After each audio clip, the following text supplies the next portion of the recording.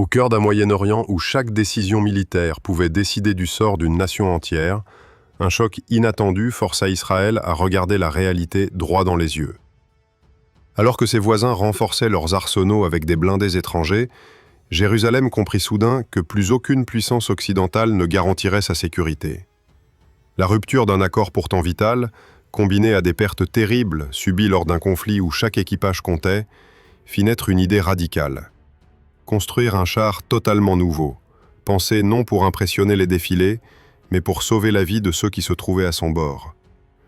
Ce basculement allait changer la trajectoire militaire du pays et ouvrir la voie à une lignée de blindés capables de redéfinir la guerre terrestre. Dans les premières décennies de son existence, Israël évoluait dans un environnement chargé d'incertitudes. La jeune nation, entourée de voisins hostiles, devait réagir rapidement pour éviter d'être dépassée technologiquement. Jusqu'alors, les livraisons d'équipements étrangers compensaient les failles de son industrie locale. Cependant, lorsque le Royaume-Uni revint sur un accord crucial concernant une variante du char Chieftain et préféra fournir certains pays arabes, la confiance envers les partenaires traditionnels fut ébranlée. Cette décision pesa lourdement dans les états-majors. Israël comprit alors qu'il lui faudrait assumer seul la conception de ses futurs blindés s'il voulait conserver un avantage stratégique. La nécessité devint encore plus pressante après la guerre de Kippour. Durant ce conflit, les forces blindées israéliennes subirent des pertes d'une ampleur inattendue. De nombreuses unités furent décimées, des équipages entiers y laissèrent leur vie, et les décisions tactiques les plus audacieuses ne parvenaient plus à compenser les failles techniques des blindés importés. Ces événements révélèrent une vérité inévitable. Il fallait un char qui protège avant tout ceux qui servent à l'intérieur. L'échec n'était plus envisageable, car une nouvelle confrontation était inévitable. C'est dans ce contexte que le général Israël Tal prit une place déterminante. Fort de son expérience acquise lors de la guerre des 6 jours, où il avait mené une brigade blindée avec une efficacité remarquable, Tal proposa une approche totalement nouvelle. Selon lui, un char israélien ne devait pas seulement être performant en attaque. Il devait avant tout garantir la survie de son équipage dans les instants les plus critiques. Cette vision, audacieuse pour l'époque, allait devenir l'âme du futur programme Merkava. La philosophie de Tal transforma la manière même de concevoir un blindé. L'idée d'un moteur placé à l'avant, éloignant les membres d'équipage des impacts les plus directs, apparut comme une rupture complète avec les standards mondiaux. Cette configuration, considérée au départ comme irréaliste par plusieurs experts étrangers, s'avéra pourtant parfaitement adaptée au combat mené par Israël. Associée à un blindage espacé, angulé et pensé pour absorber les menaces les plus courantes dans la région, elle donna progressivement naissance à un concept inédit. À mesure que les ingénieurs avançaient, une certitude s'imposait dans l'armée. Ce char serait bien plus qu'une machine. Il représenterait l'indépendance stratégique du pays. Chaque composant, chaque plaque d'acier, chaque choix d'ergonomie témoignait d'une même obsession: ne plus jamais dépendre d'une décision extérieure pour protéger les soldats israéliens. Cette détermination galvanisa les équipes de développement, malgré des moyens encore limités. Lorsque les premières maquettes prirent forme, celle-ci ne ressemblait à aucun blindé occidental de l'époque. L'intérieur, agencé pour faciliter l'évacuation, la maintenance et la communication entre les membres de l'équipage, reflétait un souci constant de préserver la vie humaine. L'arrière du véhicule, pensé pour accueillir des blessés ou transporter des soldats, ouvrait la voie à une flexibilité tactique qui allait plus tard s'avérer décisive dans des environnements urbains. En 1979, après des années d'efforts continus, le premier Merkava entra officiellement en service. Ce jour-là, Israël présenta au monde non seulement un nouveau char, mais la preuve tangible qu'il pouvait désormais développer ses propres solutions de défense. Le Merkava devint rapidement un symbole national, associé à la résilience d'un pays ayant choisi de prendre en main son destin. Mais tout cela n'était qu'un début. L'idéologie, les enseignements tirés des conflits précédents et la volonté de repousser toujours plus loin les limites allaient bientôt redessiner chaque version suivante du char. L'histoire de cette machine iconique, née dans l'urgence et mûrie par l'expérience, allait entrer dans une nouvelle phase. celle où les premiers engagements sur le terrain confronteraient enfin les promesses techniques aux réalités impitoyables du combat. Lorsque le Merkava fit ses premiers pas sur un véritable théâtre d'opération, l'atmosphère au sein des unités blindées israéliennes était empreinte d'une tension particulière. Les équipages savaient que ce blindé, pensé pour affronter un environnement changeant et imprévisible, devait désormais prouver sa valeur face à des menaces bien réelles. Dès son arrivée dans les zones de combat au Liban au début des années 80, le char révéla une combinaison de robustesse, de stabilité et de réactivité qui surprit même les soldats les plus aguerris. L'ennemi, équipé de blindés d'origine soviétique, se retrouva confronté à un adversaire qui, pour la première fois, semblait capable d'absorber les impacts tout en conservant une puissance de feu constante. Cette confrontation marqua une étape décisive pour l'armée israélienne, qui comprit immédiatement que sa nouvelle machine pouvait non seulement rivaliser avec les tanks étrangers, mais également dépasser leur efficacité. Les premières missions mirent en lumière une particularité majeure du Merkava, sa capacité à offrir une visibilité et une maniabilité nettement supérieures dans un relief complexe. Les équipages, jusque-là habitués à travailler dans des conditions difficiles avec des systèmes plus rigides, découvrirent un intérieur où chaque poste semblait conçu pour favoriser des décisions rapides et cohérentes. Cette fluidité opérationnelle permit aux blindés israéliens de s'adapter rapidement à des situations changeantes, notamment lors d'engagements rapprochés, où la moindre seconde pouvait déterminer l'issue d'un affrontement. Le moteur placé à l'avant, loin d'être une simple innovation technique, faisait désormais office de barrière protectrice supplémentaire, apportant une confiance nouvelle aux soldats qui se trouvaient à bord. À mesure que la campagne avançait, les utilisateurs du Merkava constatèrent également la solidité de sa plateforme lorsqu'il s'agissait de résister à des embuscades complexes. Les zones urbaines et les villages fortifiés constituaient un défi constant, transformant chaque angle de rue en possible piège.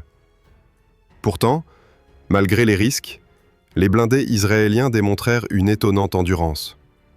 La structure du char, conçue pour disperser l'énergie des projectiles, permit d'éviter de nombreuses pertes et facilita l'extraction et la réparation rapide des véhicules endommagés. Cette capacité à revenir en service après un choc important renforça encore la réputation du Merkava au sein des forces terrestres. L'expérience accumulée au fil de ces opérations fit apparaître les premières pistes d'amélioration. Les commandants constatèrent que la modernisation des systèmes de conduite de tir, déjà performants, permettrait d'augmenter la précision dans des environnements denses où les distances pouvaient varier de façon imprévisible. Les ingénieurs notèrent également que certains dispositifs internes, bien que fonctionnels, gagneraient à être rendus plus ergonomiques afin de réduire la fatigue des équipages lors de longues missions. Ces observations, loin d'être perçues comme des critiques, devinrent le moteur d'un perfectionnement constant, donnant naissance à une dynamique dans laquelle chaque retour du terrain servait directement à façonner les futures évolutions du blindé. Les décennies suivantes confirmèrent le besoin de cette adaptation permanente. Les combats contre des organisations armées opérant selon des méthodes irrégulières apportèrent une nouvelle forme de menace. Les unités israéliennes furent confrontées à des adversaires qui privilégiaient les frappes soudaines, les positions dissimulées et l'usage d'armes portatives capables de se fondre dans le décor urbain. Dans ces conditions, un tank devait non seulement être résistant, mais également capable de réagir instantanément à des attaques venant de directions imprévues.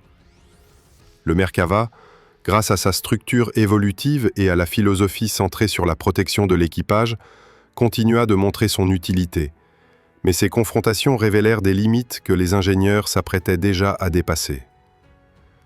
Les opérations menées au début des années 2000 mirent en évidence l'importance croissante de la défense active. Les lance-roquettes modernes, ainsi que les projectiles guidés, représentaient un défi que même les blindages les plus épais ne pouvaient plus ignorer. Les équipages comprirent rapidement que la guerre terrestre entrait dans une nouvelle ère.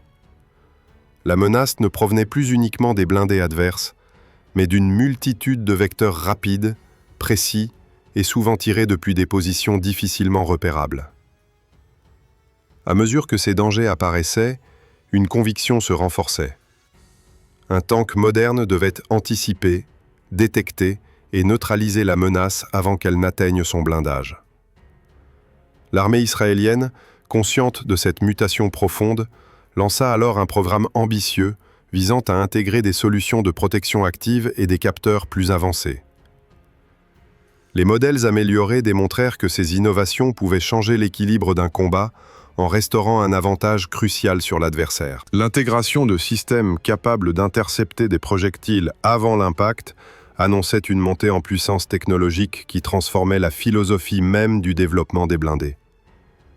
Cette nouvelle approche prépara le terrain pour un projet encore plus audacieux, destiné à dépasser toutes les générations précédentes.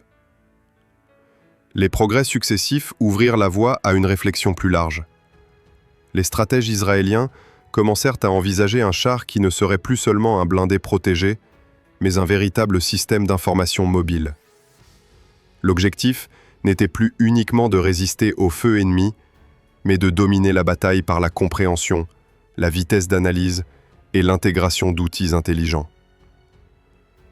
Cette vision, encore inédite dans le domaine des blindés, portait en elle le germe d'une révolution. C'est dans cette idée que naquit la nécessité d'un modèle entièrement repensé, capable d'utiliser les données, les réseaux et une intelligence embarquée pour surpasser tout ce qui existait jusque-là. À ce moment précis, l'histoire du Merkava s'apprêtait à basculer vers une nouvelle dimension. Ce qui avait commencé comme un besoin urgent de protection allait bientôt devenir la quête d'une supériorité technologique totale, donnant naissance à une machine que le monde n'avait encore jamais vue. Alors que les dernières années avaient confirmé l'efficacité des versions modernisées du Merkava, un sentiment nouveau se répandait au sein des cercles stratégiques israéliens. Les menaces évoluaient plus vite que jamais, et les défis du champ de bataille contemporain ne se limitaient plus à affronter des blindés ennemis ou à survivre à des embuscades. La nature même de la guerre changeait. Les conflits s'orientaient vers des environnements saturés d'informations où la supériorité dépendait autant de la rapidité de compréhension que de la robustesse physique du matériel. C'est dans cette atmosphère de transformation que l'idée d'un char entièrement connecté, capable d'agir comme un nœud central d'un réseau tactique complexe, commença à s'imposer. Dès que les premiers prototypes du futur Merkava Mark V, également appelé Barak, furent esquissés, les équipes de conception se retrouvèrent face à un défi immense. Il ne s'agissait plus d'améliorer graduellement une plateforme existante, mais de concevoir un système où la technologie numérique jouerait un rôle central. Les ingénieurs comprirent rapidement que la nouvelle génération devrait intégrer des capacités dépassant largement tout ce qui avait été tenté auparavant. L'IA devait devenir un partenaire, un guide, une interface capable d'assister l'équipage en temps réel sans jamais ralentir la prise de décision. Cette vision audacieuse encouragea l'intégration d'un ensemble inédit de capteurs placés sur toute la surface du char. Ces dispositifs, reliés à un noyau informatique spécialisé, devaient collecter simultanément des flux d'images, des signaux thermiques, des informations sonores et des données issues des communications radio. Le but n'était pas simplement de voir plus loin, mais de transformer instantanément ces informations en indications exploitables, offrant à chaque membre de l'équipage une compréhension fluide et immédiate de la situation autour du véhicule. Pour la première fois, le blindé israélien devait posséder une conscience numérique de son environnement. Le développement du système Iron Vision illustra parfaitement cette ambition. Le casque, conçu pour projeter des images captées par les caméras extérieures directement dans le champ de vision du commandant, introduisit une manière totalement nouvelle de percevoir le terrain. Grâce à cette interface, l'équipage pouvait observer l'extérieur comme s'il n'y avait plus de blindage entre eux et le monde. Cette approche révolutionnaire transforma l'intérieur du char en véritable poste de pilotage élargi, abolissant les zones mortes et offrant une précision tactique jusque-là impossible. Les concepteurs d'Elbit Systems, conscients de l'impact potentiel de cet outil, mirent l'accent sur la fluidité des mouvements du casque afin de garantir une synchronisation parfaite entre les gestes du soldat et les données affichées. Parallèlement, les responsables du projet Mark V développèrent une plateforme logicielle capable de fusionner toutes les données reçues. Ce système, qui deviendrait un élément essentiel du Torch C4I, devait analyser en quelques instants des signaux multiples, identifier des menaces potentielles et proposer des solutions immédiates. Le char ne se contentait plus de recevoir des ordres, il interprétait, suggérait, et réagissait en fonction des informations collectées. Cette capacité offrait un avantage décisif dans des zones où les attaques pouvaient surgir depuis une ruelle, une maison détruite ou un point dissimulé derrière une colline. Les ingénieurs se concentrèrent également sur l'un des aspects les plus exigeants, la capacité de neutraliser des projectiles guidés avant qu'ils n'atteignent le blindage.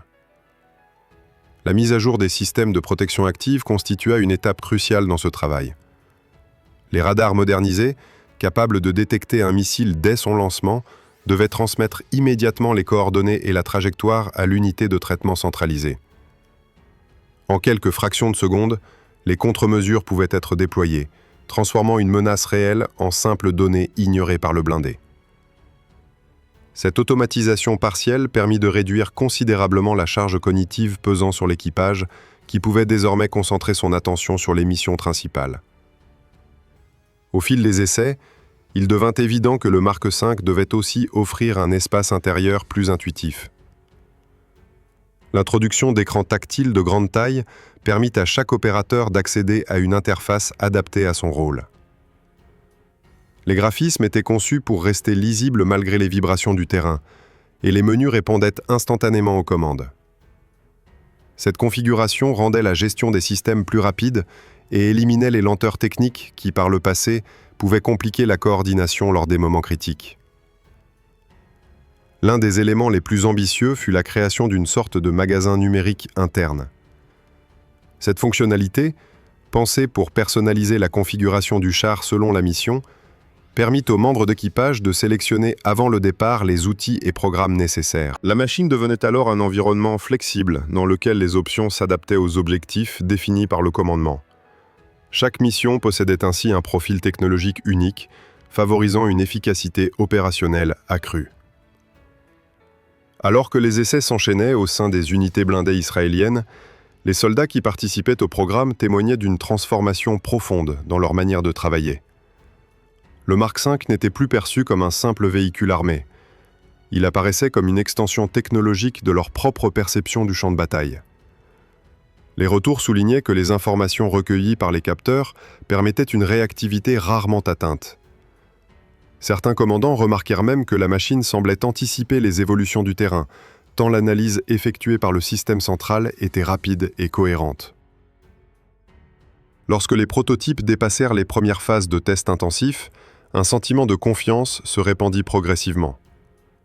Le Mark V démontrait une cohérence et une maturité technique suffisamment élevées pour envisager une production élargie.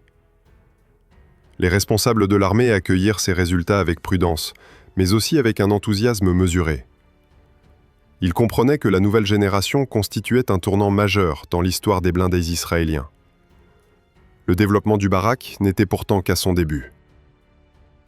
Dès qu'il fut évident que cette machine répondait aux attentes initiales, de nouvelles ambitions émergèrent. Le projet, désormais porté par une volonté d'innovation sans précédent, se préparait à entrer dans sa phase la plus exigeante, la mise à l'épreuve dans des conditions réelles, au sein d'une armée qui se trouvait déjà face à de nouveaux défis, dans un environnement géopolitique particulièrement instable. Lorsque le Merkava Mark V entra dans une nouvelle phase d'essai conduite directement par les unités blindées israéliennes, l'atmosphère changea radicalement.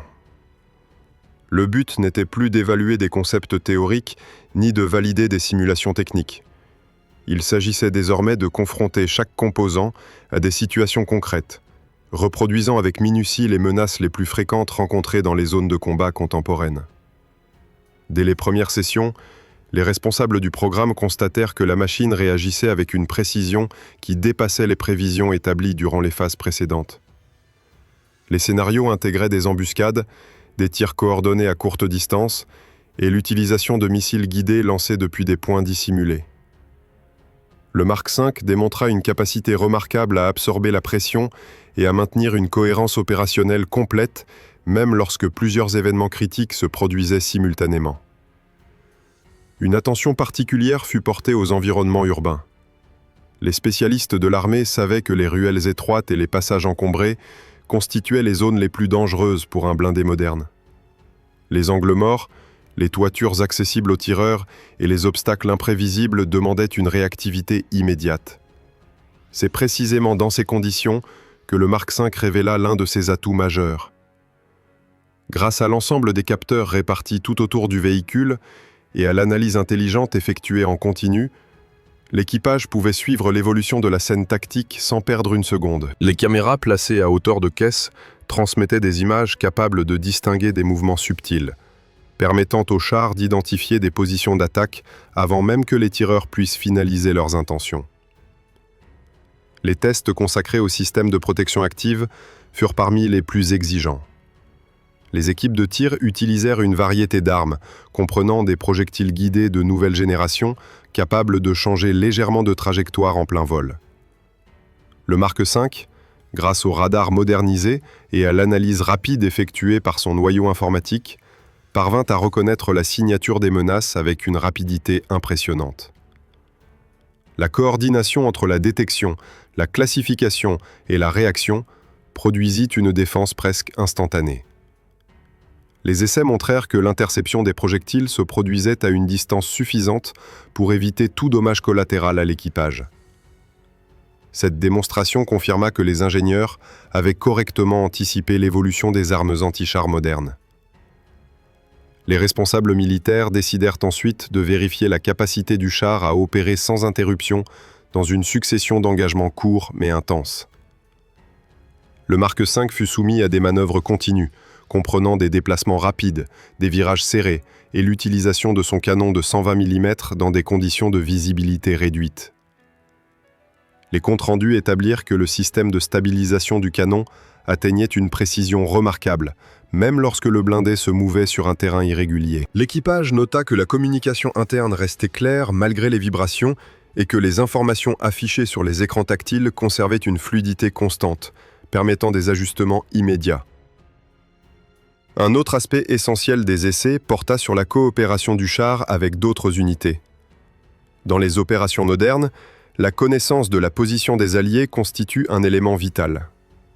Le Mark V fut intégré à un réseau de communication élargi, permettant aux postes de commandement, comme aux unités voisines, de transmettre des données tactiques sans délai. Cette fonction transforma profondément la coordination des mouvements. Les équipages purent anticiper l'évolution d'une situation avant qu'elle ne devienne critique. Les échanges d'informations révélèrent également la capacité du char à servir de relais dans des environnements où d'autres systèmes de communication étaient affaiblis par des interférences ou par des obstacles physiques.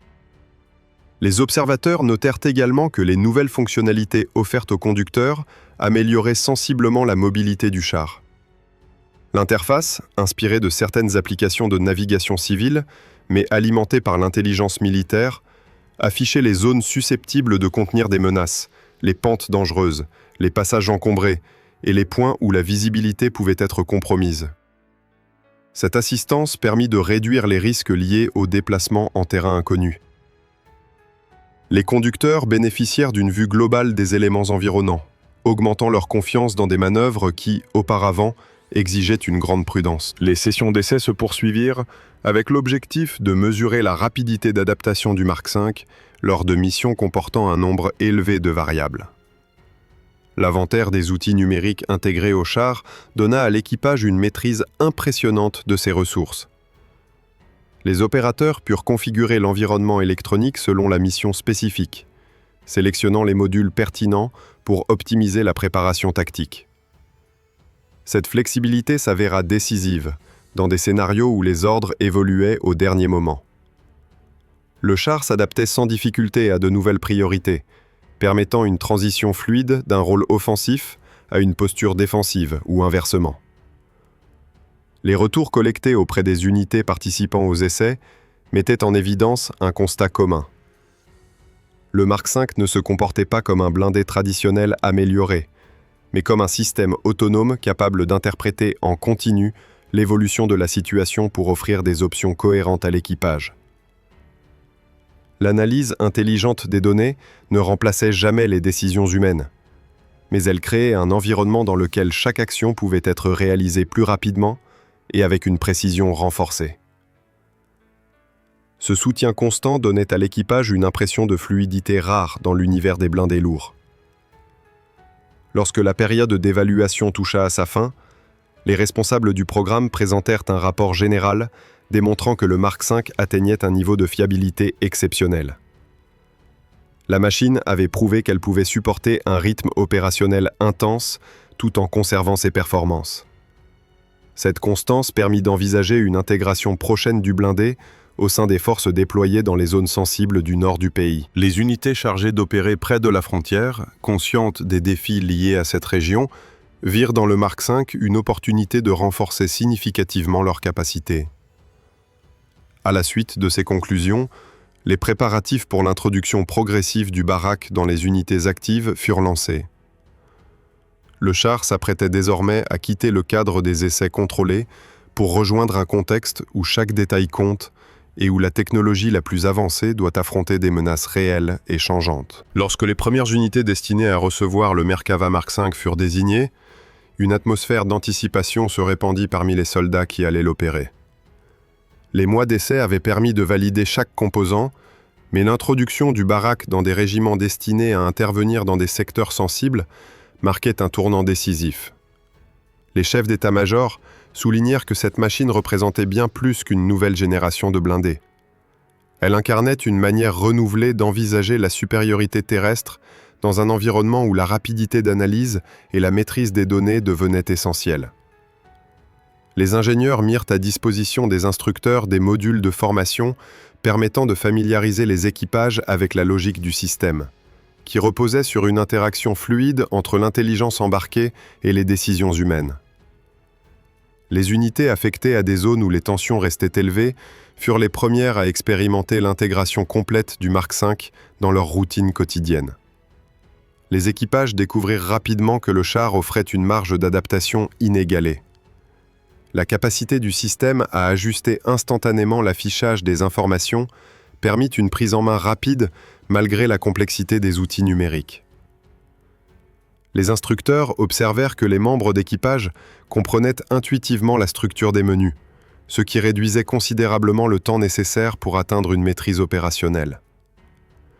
Les soldats, habitués à gérer des systèmes moins flexibles, furent frappés par la façon dont le Barak semblait anticiper leurs besoins immédiats. Un point particulièrement marquant résidait dans la comparaison entre le Mark V et son prédécesseur direct. Les différences physiques, bien qu'importantes, n'étaient qu'une partie de l'évolution. Les responsables techniques expliquèrent que le Mark V possédait une structure plus imposante, dont la masse approchait environ 75 tonnes, augmentée par l'intégration d'armements et d'équipements supplémentaires. Cette augmentation permit d'améliorer la stabilité générale du véhicule, notamment lors de l'utilisation du canon de 120 mm dans des situations qui exigeaient une précision extrême. Le système de stabilisation renforcé rendait le tir plus constant, même dans des déplacements rapides, ce qui constituait une avancée majeure par rapport au modèle précédent. Les équipes chargées de tester la puissance motrice constatèrent que le Barak répondait avec une agilité surprenante pour une machine de cette catégorie. Le moteur amélioré, associé à un système de suspension repensé, offrait une capacité de franchissement accrue dans des terrains accidentés. Les équipages purent manœuvrer plus librement dans des zones où les blindés traditionnels perdaient facilement de la vitesse. Cette mobilité transformait le char en un atout décisif lors de missions impliquant des déplacements fréquents entre zones urbaines et espaces ouverts. Parallèlement, les développeurs avaient introduit un ensemble de fonctionnalités destinées à rendre les opérations plus cohérentes avec les défis actuels. La modularité accrue du Mark V permettait d'ajouter ou de remplacer certains systèmes selon la mission.